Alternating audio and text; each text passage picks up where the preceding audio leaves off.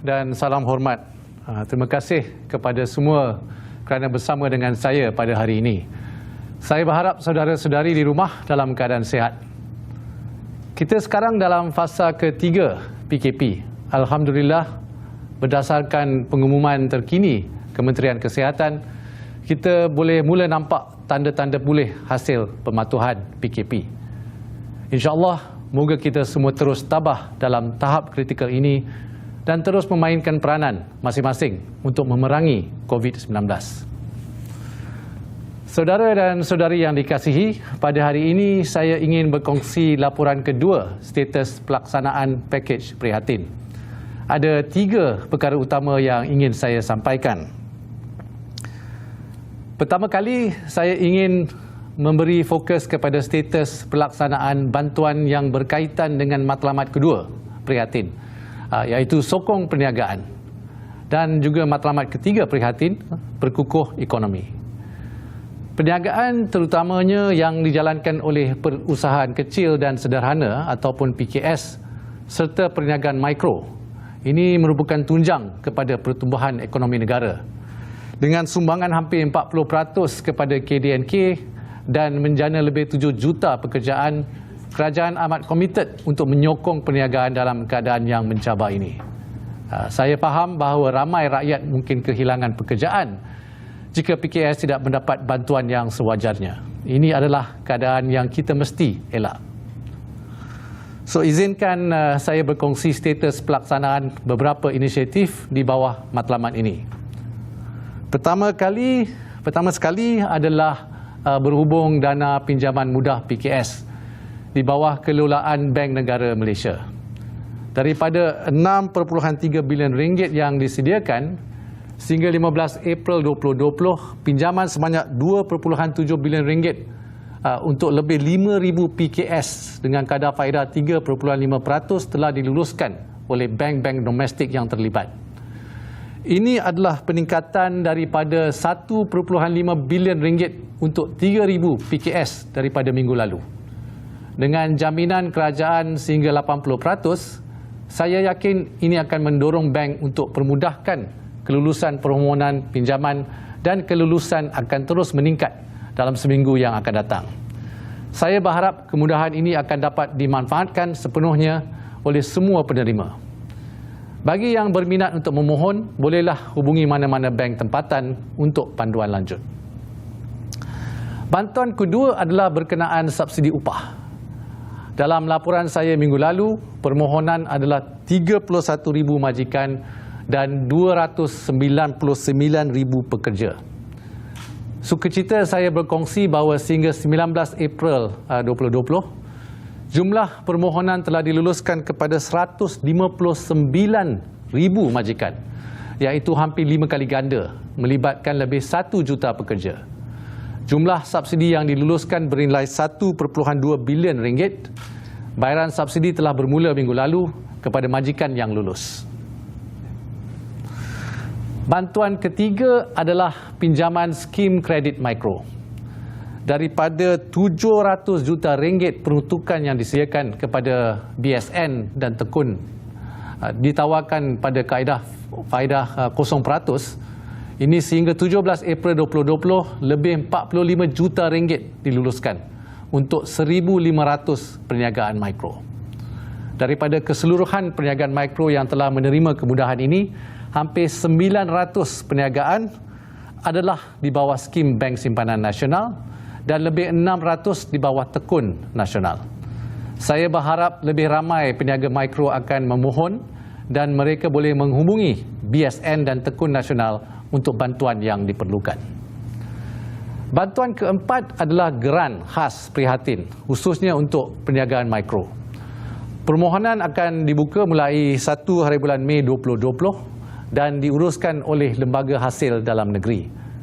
Perniagaan mikro yang layak akan mendapat RM3,000 setiap satu. Pada kesempatan ini juga, saya ingin memaklumkan bahawa perkhidmatan nasihat majikan ataupun Employer Advisory Services di bawah KWSP akan dibuka untuk permohonan mulai 24 April 2020. Antara perkhidmatan yang ditawarkan adalah untuk PKS yang layak untuk menangguhkan caruman majikan KWSP. Saya berharap majikan akan mendapat sokongan yang sewajarnya daripada KWSP demi kelangsungan perniagaan.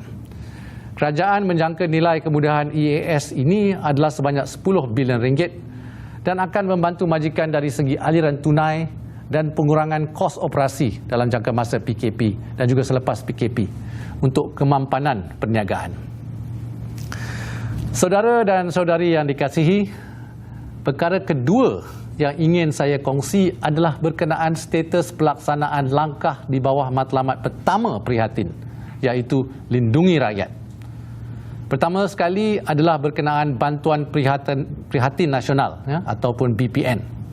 Pada 17 April, kemudahan menerima pembayaran BPN secara tunai telah dibuka dan cawangan-cawangan BSN juga dibuka pada hujung minggu lalu untuk memudahkan penerima tersebut. Ia dikhususkan kepada lebih kurang 400,000 rakyat Malaysia daripada golongan berpendapatan rendah, ni B40, yang tidak ada akaun bank berdaftar dengan LHDN. Bagi yang belum mendapat bayaran tunai tersebut, jangan risau kerana kemudahan ini dibuka sehingga 31 Disember 2020. Saya amat tersentuh hati melihat pegawai-pegawai BSN yang bertugas dengan penuh dedikasi.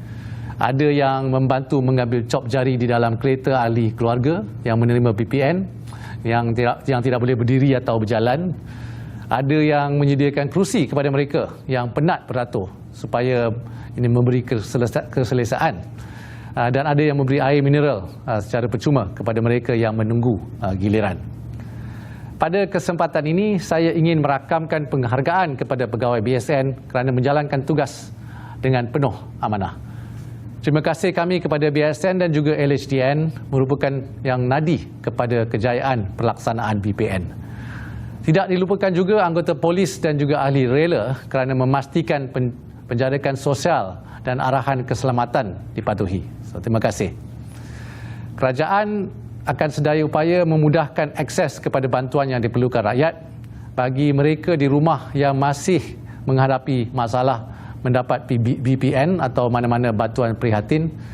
Bolehlah hubungi unit laksana di talian hotline yang disediakan atau melalui email di mk@treasury.gov.my atau prihatin@treasury.gov.my.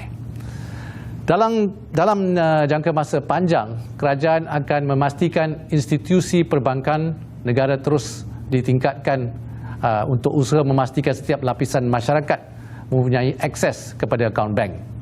So we must protect and serve the unbanked and the underserved. So let us explore digital solutions to overcome this challenge. Saya juga ingin berkongsi sedikit perkembangan terkini pelaksanaan BPN. Sehingga 19 April 2020, sebanyak 480 juta ringgit telah dikredit ke dalam akaun bank 1.2 juta penerima BPN golongan M40. Secara keseluruhannya, di bawah fasa pertama BPN, lebih 5.2 bilion ringgit telah dibayar kepada 7.6 juta penerima. Fasa kedua pembayaran dijangka bermula pada bulan Mei 2020. Selain itu, saya percaya ramai rakyat yang bertanya, bilakah permohonan baru dan rayuan BPN akan diumumkan? Saya berharap saudara-saudari di rumah dapat bersabar sedikit lagi sehingga 20 April 2020 ni, lebih 3 juta permohonan baru dan rayuan telah diterima. Pegawai di LHDN sedang berusaha sedaya upaya untuk mengesah dan menyemak maklumat. InsyaAllah bayaran untuk saudara-saudari akan dapat dibuat pada bulan Mei yang akan datang. Ini bagi untuk pemandu e-hailing pula. Bayaran sebanyak RM500 seorang kepada lebih kurang 90,000 pemandu e-hailing akan bermula pada 20 hari bulan April. Bagi langkah iLestari yang di bawah KWSP, sehingga 17 April ini, 2.8 juta permohonan telah diterima dan hampir 1.5 juta permohonan telah pun diluluskan setakat ini. Ini tambahan lebih 300,000 permohonan daripada minggu lalu. Kesemua ini melibatkan jumlah pengeluaran sebanyak 702 juta ringgit untuk bulan Mei 2020. Di bawah KWSP juga, caruman bulanan pekerja yang telah dikurangkan daripada 11% kepada 7%. Namun pekerja diberi pilihan untuk mengekalkan kadar carumannya dan sehingga 17 hari bulan April, 600,000 atau 8% pekerja memilih untuk tidak mengurangkan caruman mereka. Manakala bagi pekerja yang meneruskan pengurangan caruman, ia dijangka akan menambah sebanyak 1.1 bilion ringgit pendapatan yang boleh guna ataupun disposable income kepada mereka pada bulan April ini. Saudara dan saudari yang dikasihi sekalian, seterusnya perkara ketiga dan juga terakhir yang saya ingin berkongsi. Ini adalah berkenaan beberapa isu berbangkit yang telah berjaya diselesaikan. Isu pertama adalah berkenaan bantuan khas kewangan sebanyak RM500. Pada asalnya peruntukan diluluskan ialah untuk 1.4 juta penjawat awam dan 900,000 pesara. Kerajaan menerima maklum balas mengenai veteran Angkatan Tentera berstatus bukan pesara. Ini yang tercicir dari menerima bantuan ini. Sehubungan itu, sukacita saya berkongsi bahawa kerajaan telah memanjangkan bantuan ini kepada 180,000 veteran Angkatan Tentera yang bukan berpencen. Pemanjangan bantuan ini adalah selaras dengan semangat pakej prihatin, iaitu tiada sesiapa pun akan tercicir atau no one is left behind. Isu kedua adalah berkenaan allowance bulanan khas untuk petugas Barisan Hadapan. Ada media yang melaporkan terdapat petugas Barisan Hadapan yang menghadapi masalah menuntut allowance tersebut kerana penetapan kriteria dan proses permohonan yang ketat. Kami mengambil maklum dan setelah dipertimbangkan semula, Kementerian Kesihatan telah bersetuju untuk memudah carakan prosedur dan menurunkan kuasa pengesahan allowance tersebut kepada ketua jabatan masing-masing. Isu terakhir adalah berkenaan pelaksanaan projek berskala kecil. Sebelum ini, kerajaan telah mengumumkan peruntukan 4 bilion ringgit untuk menyokong perniagaan yang terkesan oleh COVID-19. Sukacita saya berkongsi bahawa kerajaan akan mempercepatkan penyediaan dokumentasi projek dan memulakan proses cabut undi dalam talian dengan memastikan kontraktor mempunyai peluang yang sama rata serta menurunkan punca kuasa mengeluarkan surat kebenaran beroperasi untuk projek kecil G1, G2 kepada agensi pelaksana. Adalah diharapkan selepas tamatnya PKP, syarikat-syarikat bersedia untuk melaksanakan projek berskala kecil ini dengan serta-merta demi manfaat rakyat. Penyelesaian isu-isu ini adalah selaras dengan janji saya sebagai Menteri Kewangan bahawa kerajaan mendengar. Susulan ucapan saya pada minggu lalu, kementerian telah menerima beribu-ribu email, panggilan telefon dan maklum balas daripada media sosial berkenaan pelbagai isu. Mungkin ada masanya kita terlewat menjawab atau terlepas pandang soalan dan maklum balas saudara dan saudari. Saya memohon maaf jika ia berlaku. Yakinlah, kita akan cuba sedaya upaya untuk menyelesaikan setiap aduan dan kerajaan amat mengalu-alukan soalan dan maklum balas anda semua. We are a government that listens. We always welcome feedback and we will do our best for the people and businesses for the sake of the nation and the economy. Saudara dan saudari yang dikasihi sekalian, saya berharap pendekatan terbuka berkongsian status pelaksanaan pakej prihatin ini akan dapat memberi keyakinan kepada rakyat dan keikhlasan usaha yang diambil oleh kerajaan untuk memberi bantuan dan sokongan yang diperlukan dalam tempoh yang mencabar ini. Saya yakin kita akan memenangi peperangan ini. Pada kesempatan ini juga saya ingin mengucapkan selamat menunaikan ibadah puasa di bulan Ramadan Karim. Kita menyambut kedatangan bulan yang paling mulia ini dalam keadaan yang berbeza daripada tahun-tahun sebelumnya. Walau apapun, saya mendoakan agar semua umat Islam di Malaysia dan seluruh dunia akan dapat menunaikan ibadah dengan sabar dan sempurna. Sekian sahaja daripada saya. Sehingga kita berjumpa lagi minggu depan. Assalamualaikum warahmatullahi wabarakatuh dan salam hormat. Terima kasih.